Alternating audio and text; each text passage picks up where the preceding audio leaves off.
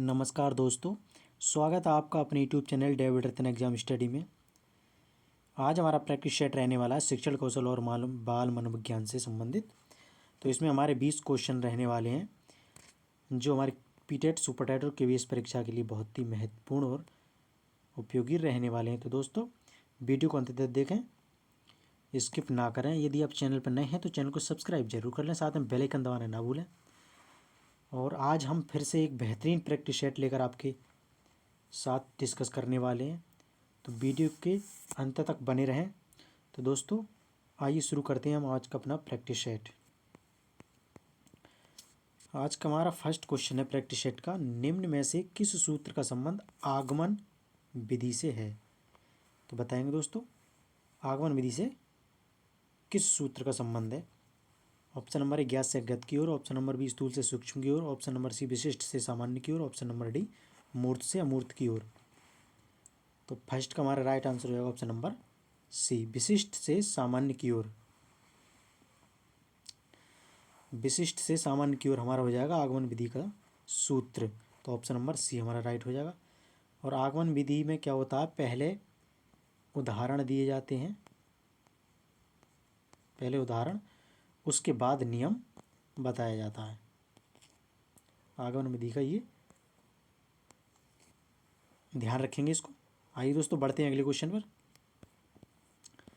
Question number 2, question हमारा, एक प्रभावशाली संप्रेषण संचार में आप क्या अपेक्षा नहीं करते हैं। तो नहीं का ध्यान रखना है हमें क्वेश्चन के अंदर, विशेष तौर पर ये ध्यान रखेंगे। ऑप्शन नंबर ए आकर्षक व्यक्तित्व, ऑप्शन नंबर बी विषय वस्तु पर अधिकार, ऑप्शन नंबर सी वाक पद्धति में परिवर्तन, ऑप्शन नंबर डी सटीक हाव भाव। तो 2 का हमारा राइट आंसर होगा ऑप्शन नंबर ए आकर्षक व्यक्तित्व। यानी कि एक प्रभावशाली संप्रेषण संचार में आप क्या अपेक्षा नहीं करेंगे, यानी कि आकर्षक व्यक्तित्व की जो अपेक्षा नहीं की जाएगी। तो ऑप्शन नंबर ए हमारा राइट हो जाएगा। आइए दोस्तों, बढ़ते हैं अगले क्वेश्चन की तरफ। क्वेश्चन अगला है क्वेश्चन नंबर 3, यदि छात्र को आपकी बात समझ में नहीं आ रही है तो आप क्या करेंगे बताएंगे दोस्तों। ऑप्शन नंबर ए सामग्री को सरल बनाएंगे, ऑप्शन नंबर बी आप उन्हें संकेत देंगे, ऑप्शन नंबर सी आपको चाहिए कि छात्रों से बार बार शंकाओं के समाधान हेतु प्रश्न पूछने के लिए कहें, ऑप्शन नंबर डी उपयुक्त सभी। तो 3 का हमारा राइट हो जाएगा ऑप्शन नंबर डी, यानी कि उपयुक्त सभी। सामग्री को सरल बनाएंगे, जब छात्र को आपकी बात समझ में नहीं आ रही है तब सामग्री को सरल बनाया जाएगा, उन्हें संकेत भी दिया जाएगा, ऐसे कीजिए या ये कीजिए। आपको चाहिए कि छात्रों से बार बार शंकाओं के समाधान हेतु प्रश्न पूछने के लिए कहें, ये भी। तो हमारा डी ऑप्शन सही हो जाएगा। बढ़ते हैं अगले क्वेश्चन की तरफ। क्वेश्चन नंबर अगला है 4। क्वेश्चन हमारा, छात्र विषय अध्ययन के स्थान पर प्रश्न पूछे जाने से अधिक सीखते हैं। ये कथन किसका है बताएंगे दोस्तों। ऑप्शन नंबर ए मैकडूगल का, option number B John Dewey का, ऑप्शन नंबर सी रूसो का, ऑप्शन नंबर डी रेमंड का। तो ये हमारा 4 का राइट आंसर हो जाएगा ऑप्शन नंबर सी, यानी कि रूसो का। छात्र विषय अध्ययन के स्थान पर प्रश्न पूछे जाने से अधिक सीखते हैं, ये रूसो ने कहा था। ऑप्शन नंबर सी राइट हो जाएगा। बढ़ते हैं दोस्तों अगले क्वेश्चन की तरफ। क्वेश्चन है अगला हमारा क्वेश्चन नंबर 5, दृश्य सामग्री है। 4 ऑप्शन में दृश्य सामग्री हमें बतानी है। ऑप्शन नंबर ए चार्ट अथवा चित्र, option B TV, option C tape recorder, option number D ये सभी। तो 5 का हमारा राइट आंसर हो जाएगा ऑप्शन नंबर ए चार्ट चित्र। चार्ट अथवा चित्र जो हमारा वो दृश्य सामग्री का उदाहरण है, जबकि टीवी जो हमारा श्रव्य और दृश्य दोनों होती है, टीवी श्रव्य और दृश्य, और टेप रिकॉर्डर हमारा केवल श्रव्य होता है। तो ध्यान रखेंगे ऑप्शन नंबर ए हमारा राइट हो जाएगा। चार्ट अथवा चित्र जो हमारा वो दृश्य सामग्री का उदाहरण है, ऑप्शन नंबर ए राइट हो जाएगा। बढ़ते हैं अगले क्वेश्चन की तरफ।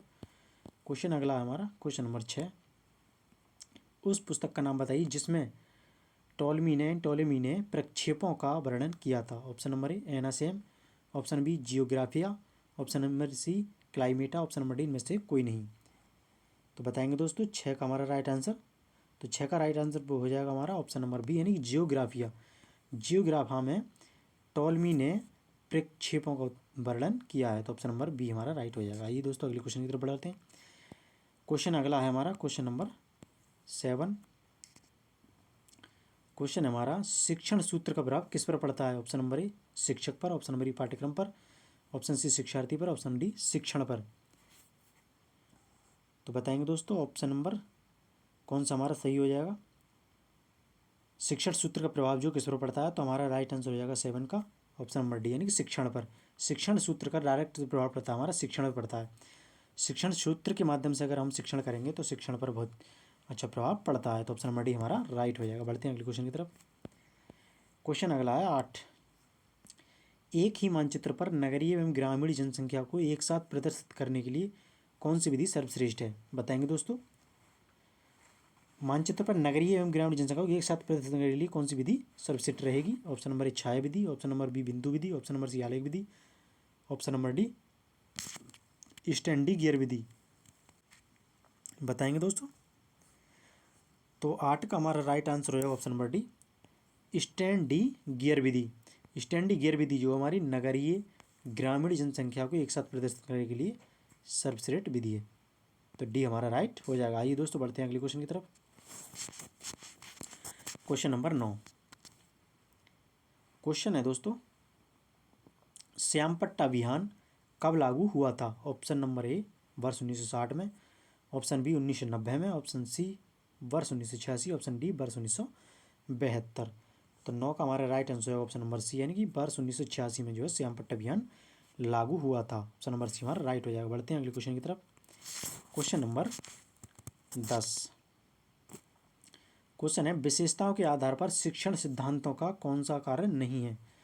विशेषताओं के आधार पर शिक्षण सिद्धांतों का कौन सा कार्य नहीं बताना है। नहीं का हमेशा ध्यान रखेंगे किसी भी क्वेश्चन के अंदर। ऑप्शन नंबर ए शिक्षण चरों का विकास, ऑप्शन नंबर बी शोध का विकास करना, ऑप्शन नंबर सी पाठ्यक्रम का विकास करना, ऑप्शन नंबर डी परिभाषा तथ्यात्मक महत्व। तो 10 का हमारा राइट आंसर हो जाएगा ऑप्शन नंबर ए शिक्षण चरणों का विकास। विशेषताओं के आधार पर शिक्षण सिद्धांतों का कार्य नहीं है वो शिक्षण चरों का विकास, शोध का विकास करना, पाठ्यक्रम विकास करना और परिभाषा तथ्यात्मक महत्व, ये हमारे शिक्षण सिद्धांतों के कार्य हैं। तो ऑप्शन नंबर ए हमारा राइट होगा। बढ़ते हैं दोस्तों अगले क्वेश्चन की तरफ। अगला क्वेश्चन है क्वेश्चन नंबर 11। क्वेश्चन क्या है, नर्सरी कक्षा में शुरुआत करने के लिए कौन सी विषय वस्तु यानी कि थीम सबसे अच्छी है। नर्सरी कक्षा में शुरुआत करने के लिए कौन सी विषय वस्तु सबसे अच्छी है, बताएंगे। ऑप्शन नंबर ए मेरा प्रिय मित्र, ऑप्शन बी मेरा पड़ोस, ऑप्शन नंबर सी मेरा परिवार, ऑप्शन डी मेरा विद्यालय। तो 11 का हमारा राइट आंसर होगा ऑप्शन नंबर सी, यानी कि मेरा परिवार। मेरा परिवार से हम नर्सरी कक्षा में अगर शुरुआत करते हैं तो ये विषय वस्तु की बहुत ही सबसे अच्छी तरीका रहेगा। तो ऑप्शन नंबर सी हमारा राइट हो जाएगा। आइए दोस्तों अगले क्वेश्चन की तरफ बढ़ते हैं। क्वेश्चन नंबर अगला है हमारा क्वेश्चन नंबर 12। क्वेश्चन क्या कहता है दोस्तों, प्रयोगात्मक विधि को सर्वप्रथम प्रस्तावित किया था। ऑप्शन नंबर ए जुड ने, ऑप्शन नंबर बी राइस एवं कार्नमैन ने, ऑप्शन नंबर सी विल्हेल्म बुंट ने, ऑप्शन नंबर डी कॉलिंस बटरेवर ने। तो प्रयोगात्मक विधि को सर्वप्रथम प्रस्तावित जो किया था वो किसने किया था, तो बताएंगे दोस्तों। 12 का हमारा राइट आंसर हो जाएगा ऑप्शन नंबर सी, यानी कि विल्हेल्म बुंट ने जो है प्रयोगात्मक विधि का सर्वप्रथम प्रस्तावित किया था। तो ध्यान रखेंगे दोस्तों, ऑप्शन नंबर सी राइट हो जाएगा। बढ़ते हैं अगले क्वेश्चन की तरफ। Question number 13। बालक का चिंतन किसके द्वारा प्रदर्शित नहीं होता है। ऑप्शन नंबर ए आत्म केंद्रितता, ऑप्शन नंबर बी सजीवतावाद, ऑप्शन सी यथार्थवाद, ऑप्शन डी व्यक्तिकवाद। तो 13 का हमारा राइट आंसर हो जाएगा ऑप्शन नंबर डी, यानी कि व्यक्तिकवाद। बालक का चिंतन किसके द्वारा प्रदर्शित नहीं होता, व्यक्तिकवाद के द्वारा नहीं होता, सजीवतावाद के द्वारा होता है, आत्मकेंद्रितता के द्वारा होता है, यथार्थवाद के द्वारा होता है। तो हमारा डी ऑप्शन राइट हो जाएगा। आइए दोस्तों अगले क्वेश्चन की तरफ चलते हैं। क्वेश्चन नंबर अगला है हमारा 14। क्वेश्चन क्या है, विकृत लिखावट से संबंधित लिखने की योग्यता में कमी किसका एक लक्षण है। तो कौन सी हमारी अक्षमता है लिखने में, बताएंगे दोस्तों। Option number A dysgraphia, option B dyspraxia, option number D dyscalculia, option number D dyslexia. तो 14 का हमारा राइट आंसर है ऑप्शन नंबर ए डिस्ग्राफिया, यानी कि विकृत यानी बिखरी हुई लिखावट, यानी उल्टी सीधी या गलत लिखावट जो होती है वो हमारी डिस्ग्राफिया से के अंतर्गत आती है। डिस्ग्राफिया जिस बच्चे में ये लक्षण होता है उसे डिस्ग्राफिया से जो वो है संबोधित किया जाता है, यानी कि कौन सी अक्षमता होती है वो होती है डिस्ग्राफिया। तो ऑप्शन नंबर ए हमारा राइट हो जाएगा। आइए दोस्तों अगले क्वेश्चन की तरफ। क्वेश्चन अगला है हमारा 15। क्वेश्चन देखेंगे दोस्तों। क्वेश्चन क्या कह रहा है, जब बच्चे एक अवधारणा को सीखते हैं और उसका प्रयोग करते हैं तो अभ्यास उनके द्वारा की जाने वाली त्रुटियों को कम करने में मदद करता है। ये विचार डैश के द्वारा दिया गया था। किसके द्वारा दिया गया था? ऑप्शन नंबर ए E.L. थॉर्नडाइक के द्वारा, ऑप्शन बी जीन पियाजे के द्वारा, ऑप्शन सी G.B. वाटसन के द्वारा, J.B. वाटसन के द्वारा, ऑप्शन नंबर डी लेव वाइगोत्स्की के द्वारा। तो 15 का हमारा राइट आंसर होगा ऑप्शन नंबर ए, यानी कि E.L. थॉर्नडाइक के द्वारा ये कहा गया था। जब बच्चे एक अवधारणा को सीखते हैं और उसका प्रयोग करते हैं तो अभ्यास उनके द्वारा की जाने वाली त्रुटियों को कम करने में मदद करता है। तो ये विचार किसका है? E.L. थॉर्नडाइक का है। ऑप्शन नंबर हमारा राइट हो जाएगा। ये दोस्तों अगले क्वेश्चन की तरफ बढ़ते हैं। क्वेश्चन अगला है 16। तो 16 नंबर क्वेश्चन क्या है हमारा? निम्न में से कौन सा संवेगात्मक बुद्धि से संबंधित है? ऑप्शन ए याद करना, ऑप्शन बी गति परिक्रमण, ऑप्शन सी विचार करना, ऑप्शन डी सहानुभूति देना। तो 16 का हमारा राइट आंसर होगा ऑप्शन नंबर डी, यानी सहानुभूति देना। ये हमारा संवेगात्मक बुद्धि के अंतर्गत रखा जाता है। ऑप्शन नंबर डी हमारा राइट हो जाएगा। आइए दोस्तों अगले क्वेश्चन की तरफ। क्वेश्चन नंबर 17 क्वेश्चन है, जब शिक्षार्थी को समूह में किसी समस्या पर चर्चा का अवसर दिया जाता है तब उनके सीखने का वक्र कैसा होता है? बताएंगे दोस्तों। ऑप्शन नंबर ए बेहतर होता है, ऑप्शन नंबर बी स्थिर होता है, ऑप्शन नंबर सी अवनत होता है, ऑप्शन नंबर डी समान रहता है। तो 17 का हमारा राइट आंसर होगा ऑप्शन नंबर ए, यानी कि बेहतर होता है। जब शिक्षार्थियों को समूह में किसी समस्या पर चर्चा का अवसर दिया जाता है तब सीखने वक्र जो है बेहतर होता है। तो 17 का हमारा ये ऑप्शन राइट हो जाएगा। बढ़ते हैं अगले क्वेश्चन की तरफ। क्वेश्चन अगर 17 के बाद 18 क्वेश्चन नंबर, व्यक्तियों में एक दूसरे से भिन्नता क्यों होती है? ऑप्शन नंबर ए वातावरण के प्रभाव के कारण, ऑप्शन बी जन्मजात विशेषताओं के कारण, ऑप्शन सी वंशानुक्रम और वातावरण के बीच अन्योन्य क्रिया के कारण, ऑप्शन डी प्रत्येक व्यक्ति को उसके माता पिता से जीनों का भिन्न समुच्चय प्राप्त होने के कारण। तो 18 का हमारा राइट आंसर हो जाएगा ऑप्शन नंबर ए, यानी वंशानुक्रम और वातावरण के बीच अन्योन्य क्रिया के कारण जो हमारे व्यक्तियों में एक दूसरे से भिन्नता पाई जाती है। ऑप्शन नंबर सी हमारा राइट हो जाएगा। चलते हैं दोस्तों अगले क्वेश्चन की तरफ। क्वेश्चन नंबर 19 क्वेश्चन है हमारा, चिंतन मानसिक क्रिया है टेस्ट पहलू है।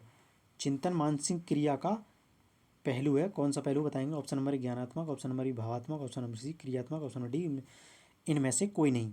तो 19 का हमारा राइट आंसर हो जाएगा ऑप्शन नंबर ए, यानी कि ज्ञानात्मक।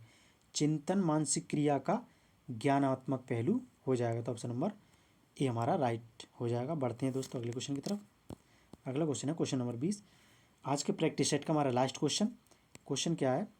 संज्ञान किस बुद्धि के सिद्धांत का हिस्सा है? ऑप्शन नंबर प्रतिदर्श सिद्धांत, ऑप्शन बी समूह कारक सिद्धांत, ऑप्शन सी गिलफोर्ड का सिद्धांत, option D fluid and crystallised सिद्धांत। तो 20 का हमारा राइट आंसर होगा ऑप्शन नंबर डी, यानी कि फ्लूइड तथा क्रिस्टलाइज्ड सिद्धांत का जो है संज्ञान हमारा इस बुद्धि के सिद्धांत का हिस्सा है। तो ऑप्शन नंबर डी हमारा राइट हो जाएगा। तो दोस्तों आज का प्रैक्टिस सेट कैसा रहा आप कमेंट के माध्यम से जरूर बताएं। हाँ, और अपना स्कोर हमें जरूर साझा करें ताकि पता चल सके कितनी बेहतरीन हमारी तैयारी हो रही है, और उसी के अनुसार हम आगे से अपने प्रैक्टिस सेट में मॉडिफाई और अच्छे प्रैक्टिस सेट लेकर आएँ ताकि और बेहतरीन तैयारी हो सके। तो इसी तरह के प्रैक्टिस सेट को और पाने के लिए जुड़े रहें हमारे चैनल से, डेविड रत्न एग्जाम स्टडी से। तो दोस्तों इसी के साथ जय हिंद, वंदे मातरम।